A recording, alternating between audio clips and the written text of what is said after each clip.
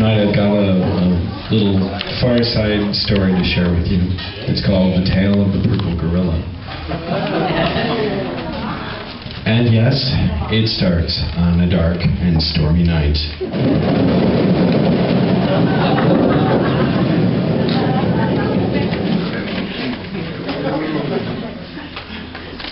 Johnny was already soaked to the bone as he trudged through the rain. He was cold, he was wet, he was hungry. He was far from any lights, any civilization at all, but the road just kept on going. So through the storm, he wandered, dark and alone.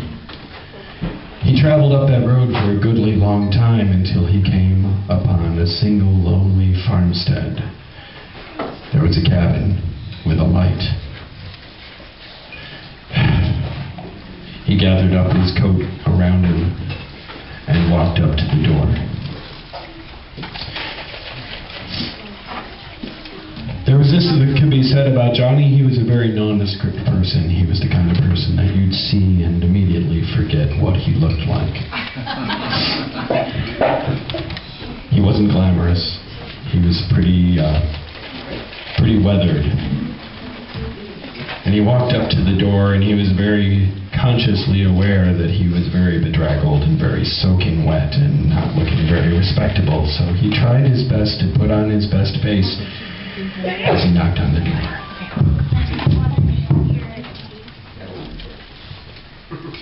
Nothing.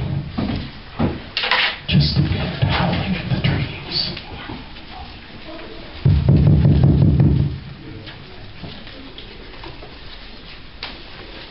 Then he heard movement behind the door.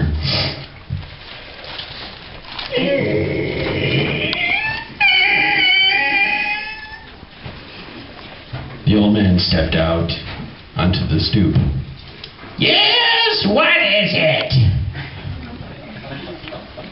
Please, sir, I'm soaked to the bone.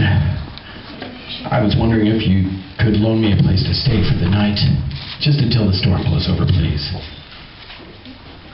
I don't hold with strangers, The old man said. and I'm sure as heck not gonna let you sleep in here tonight, but I've got a barn, if you're interested.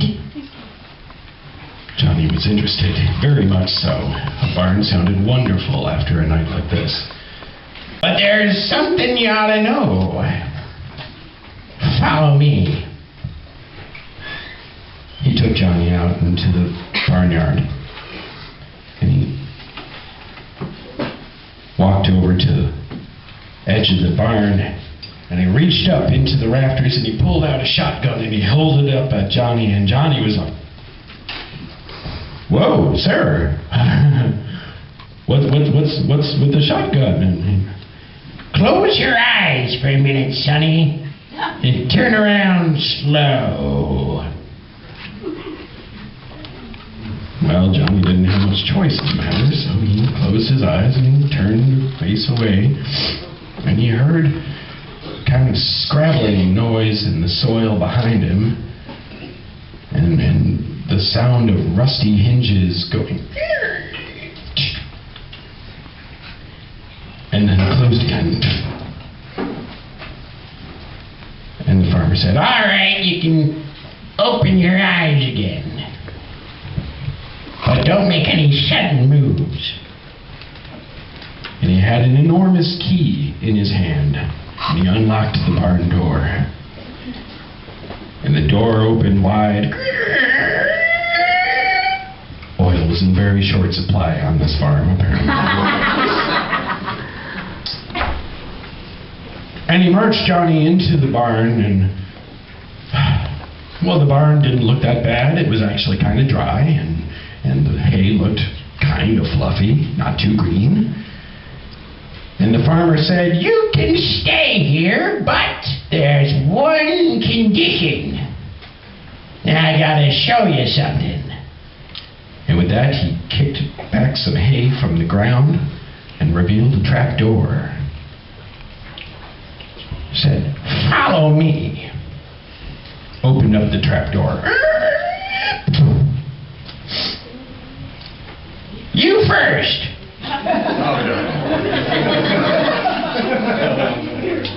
Stairs disappeared into the darkness. Just rings set into a packed earth shaft going straight down. Okay. Started going down the steps. Down into the darkness, he reached the bottom. There was a lantern hanging there. The farmer lit it. It revealed a long hallway going off into the darkness. Now start marching that way. And step on it. Ain't got all night. Pointed the gun at Johnny. I was like, okay. Turned left. Went down another passage. Reached some stairs. Went down the stairs. The farmer behind him with the shotgun, prodding him every once in a while just to make sure he kept moving. When he reached the bottom of the landing, there was another door. This one was heavier and metal and had gears set into the wall. And Johnny was a little mystified by this, but the farmer pulled the door back. And there was a metal hallway leading down with brightly lit fluorescent lighting that sprung to life and sounds of machinery behind the walls. Well, Johnny didn't know what to make of this, but he kept moving because the farmer kept prodding him with the gun. So they went down the hall and took another left and went down another hall and took a right and went down another hall, and they arrived at an elevator shaft. And Johnny was like, what kind of farm did you say this was? And none of your wisecracking, youngster. You young'uns, you ain't got no respect. The farmer pressed a button. A little laser beam read his fingerprint. The elevator came up. Ding! Doors open wide, shiny metal elevator car. They got in. The farmer pressed a button. There was only one button there.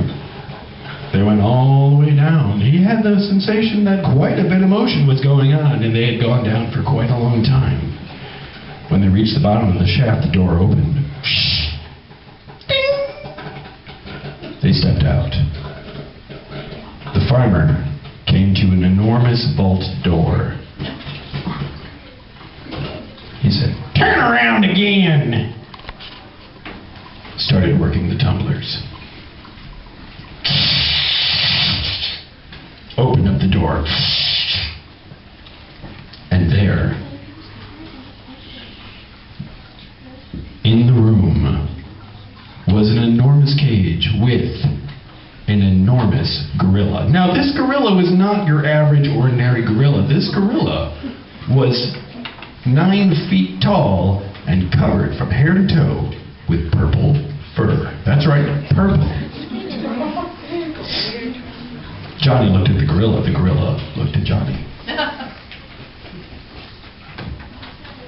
The farmer said, You can stay in the barn tonight, but don't you dare touch that purple gorilla.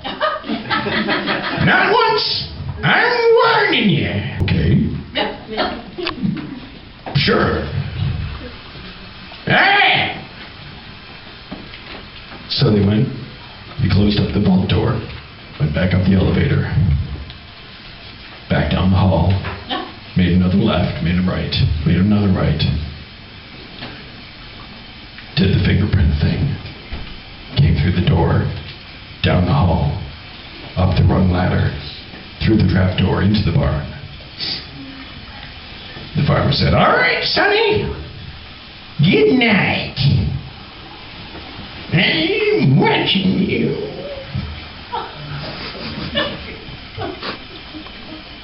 So with that, the farmer went to bed. And Johnny was curled up in the hay. And he was thinking, purple gorilla. What's up with that vault? I gotta check this out. Yeah, you know where this is going. Pulled back the trap door, down the flight of rungs, down the hallway, made a left, made a right, and another left. Came to the elevator shaft.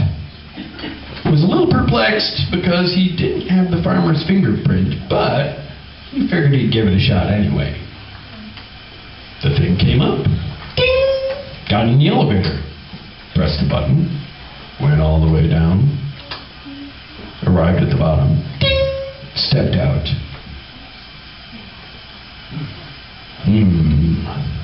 The vault door. Well, he'd heard the tumblers.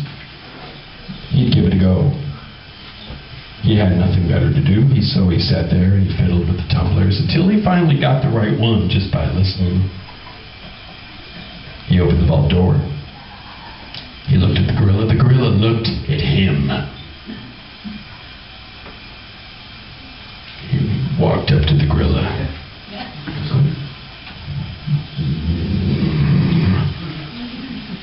I shouldn't, I better not. Goes back up. Up the elevator, through the halls, up the rung ladder, back out the trap door. He tried to fall asleep that night, but he just couldn't. Oh, the gorilla kept haunting him. So he went back down again. Down the elevator. Ding! Through the vault door. He finally walked up to that gorilla, and he reached his hand through the bars, and the gorilla was looking on. He touched the purple gorilla. The gorilla went absolutely berserk, started raging against the bars, throwing itself against the metal, and the metal started to bend. Johnny got terrified. He ran for his life. The gorilla broke through the bars, went running off after him. They ran into the elevator. Johnny got there first, managed to close the door. Ding! Started going back up the shaft. He could hear the gorilla climbing up the shaft right underneath him, coming up through the floor. He got to the top of the elevator shaft. Ding! The door opened. He sprinted down those halls. The left, the right, the left, up the rung ladder. The gorilla was so close to him, he could feel the heat on his heels. The gorilla finally caught up with him when he reached the barn door. There was no escape. The gorilla threw him down and went, "Tadhg, you're out!" And thus ends the tale of the purple gorilla. Thank you very much for your patience.